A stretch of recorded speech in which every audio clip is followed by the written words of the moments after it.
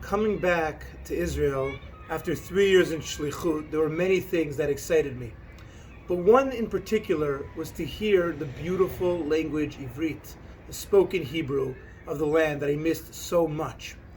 So it's not surprising that the Midrash tells us that one of the reasons why Bnei Israel were merited to be redeemed from Egypt is because they kept their Lashon.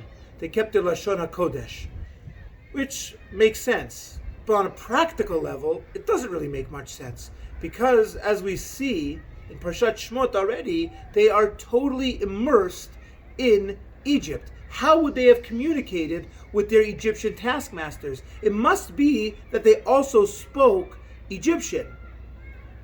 Says the Me'or Shemesh, the famed Hasidic Rabbi Clonimus Kalman Halevi Epstein, that of course they spoke Egyptian. They didn't just speak Lashon HaKodesh. But it's not about the actual language. It's about how they used the language. How did they speak? Did they speak with respect, with dignity, using proper words? In the same way that we know the Pasuk says, HaKol Kol Yaakov, the voice of Yaakov. How is it that we use our words? How do we speak to the other? Bnei Israel, even in Egypt, even in that difficult situation, maintained the way they spoke, the appropriateness in which they spoke, the respect in which they used their words. The contemporary dialogue is very, very difficult nowadays. If you any cursory glance at Facebook and at the comments, we see the types of language and the disrespect and the gnai, the disparagement that's used, that people are using language with.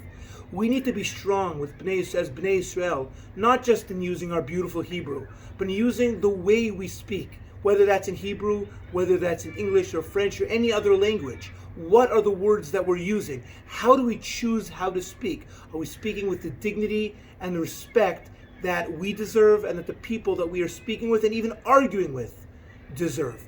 And if we use our language, you remember to use our language correctly, then we will merit redemption both nationally and individually.